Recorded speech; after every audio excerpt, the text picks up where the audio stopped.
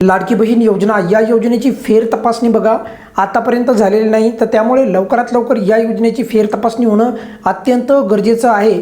अजून पण बऱ्याचशा लाभार्थ्यांना असं वाटतं आहे की समजा उदाहरणासाठी एक्झाम्पल म्हणून सांगतो, एखाद्या लाभार्थीच्या फॉर्मवर जर RTO असा ऑप्शन आला असेल, म्हणजे 4 चाकी गाडी आहे, 4 चाकी गाडी आहे असा जर ऑप्शन आला असेल, तर त्यांना वाटतं की आमचा कायमचा लाभ बंद होणार आहे। पण जर समजा तुमच्या कुटुंबामध्ये मागे काही वर्षापूर्वी किंवा आत्ता 4 चाकी गाडी नव्हतीच आणि चुकून जर तुमच्या फॉर्मवर RTO जर असा जर का ऑप्शन आला असेल, तर तुमचा फॉर्म जो आहे फेर तपासणीमध्ये चालू होतो। तर मग असेच काही वेगवेगळे कारण आहेत, तर कारण मी तुम्हाला सांगतो म्हणजे तुम्हाला कळेल की नेमकं फेर तपासणी आहे काय आणि त्यामुळे आपल्या लाडकी बहीण योजनेचा त्याचा कसा संबंध आहे, आपल्याला त्याचा फायदा होणार की नाही हे तुम्हाला समजेल। बघा, फेर तपासणी चालू करावी हे मी याच्यासाठी म्हणतो, बघा बऱ्याचशा लाडक्या बहिणींचा रेशन कार्डमुळे लाभ बंद झालेला आहे।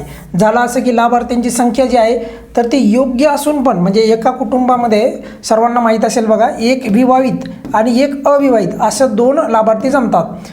पण याच्यामध्ये आता एक महत्त्वाची गोष्ट जिथं पाहिली आहे आपण की बऱ्याचशा ठिकाणी असं असून देखील काही कुटुंबामध्ये तर फक्त एकच विवाहित आहे किंवा काही कुटुंबामध्ये एकच अविवाहित आहे, तरी देखील त्यांचा लाभ जो आहे बंद करण्यात आलेला आहे। काही ठिकाणी झालेला आहे, आता तिथे चुकून झालेलं आहे, ते काही ठिकाणी चुकून झालेलं आहे, तर मग त्यांचा फेर तपासणीमध्ये परत लाभ चालू होईल, कारण की त्यांना ती संधी मिळेल की माझ्याकडे 4 चाकी नाही आहे, माझ्या कुटुंबामध्ये एवढे सदस्य लाभ घेतात, तर ते त्यांना प्रूव्ह करण्याचे म्हणजे त्याला आपण म्हणूयात की बघा ते तिथे मांडण्याची की त्यांचं काय म्हणणं आहे त्या लाडक्या बहिणीचं, तर ती KYC जशी आपण फेर तपासणी झाली होत्या मागे KYCच्या अगोदर, तर तशी ही फेर तपासणी आहे आणि ही होणार आहे। स्वतः राज्याच्या महिला बालविकास मंत्री म्हणलेले आहेत, पण कधी होणार यावर मात्र जे आहे अजून स्पष्टीकरण आलेलं नाही आणि तेच करावं। एवढी चांगली पद्धतीने योजना आणलेली आहे तर राज्य शासनाने एवढं करावं एवढीच विनंती आहे। बघा, 4 चाकी गाडी नसून पण आली असेल, तिथं RTO ऑप्शन आला असेल किंवा रेशन कार्डला मल्टिपल इन फॅमिली असा ऑप्शन आला असेल, तर असे बघा नसून पण तुम्हाला तसा जर का प्रश्न येत असेल किंवा तुमच्या पुढे अडचण येत असेल, तर मग मात्र ते चिंतेची बाब आहे आणि असं घडलेलं आहे, खूप लाभार्थ्यांच्या बाबतीत असं घडलेलं आहे। आणि बऱ्याचशा लाभार्थ्यांची इच्छा आहे की आमच्या घरी 4 चाकी नाही, तुम्ही काय कागदपत्र लागते तुम्हाला काय माहिती लागते ते आम्ही द्यायला तयार आहोत, पण तरी देखील तुम्ही आमचा लाभ चालू करत नाही, त्यामुळे लाभ चालू करा। मग ते कधी होणार? फेर तपासणीमध्ये कागदपत्रे योग्य आहेत तरी देखील लाभ बंद करण्यात आलेला आहे। उदाहरणासाठी सांगतोय, काही लाडक्या बहिणींना आधार कार्ड अपलोड करायला सांगितलेलं आहे, काही लाडक्या बहिणींना जे आहे इन्कम सर्टिफिकेट जे आहे अपलोड करायला सांगण्यात आलेलं आहे, म्हणजे उत्पन्नाचं प्रमाणपत्र। त्यानंतर काही लाडक्या बहिणींना रेशन कार्ड अपलोड करायला सांगितलेलं आहे, काही लाडक्या बहिणींना जे आहे बँकेचा अकाउंटची जी पासबुकची जी हे आहे म्हणजे पासबुक जे आहे तर ते अपलोड करायला सांगितलेलं आहे, कुणाला शाळेची TC अपलोड करायला सांगण्यात आलेली आहे। पण मात्र त्या लाडक्या बहिणींना अजूनही तिथे अपलोड करण्याचा ऑप्शनच नाही। मग अपलोड करायला कशाला सांगितलं? तर ही जी बाब आहे ही कधी आपल्याला पूर्ण होईल? तर त्याचं उत्तर आहे फेर तपासणी। त्यामुळे तुमच्या लक्षात यायला का फेर तपासणी आपल्या या योजनेसाठी अत्यंत महत्त्वाची आहे।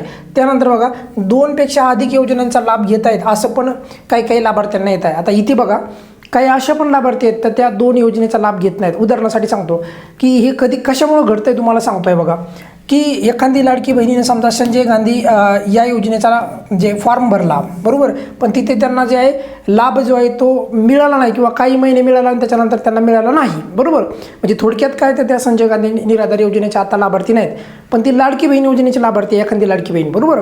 तर तेव्हा काय होतं की जो डेटा जो असतो हे जे पोर्टलचा म्हणजे संजय गांधी किंवा तिकडचा जो डेटा असतो म्हणजे माहिती, तर ती माहिती जुनी असती, तीच माहिती जी आहे महिला विभागाला दिलेली आहे, त्यांना काय वाटतं 2 योजनेचा लाभ घेतात।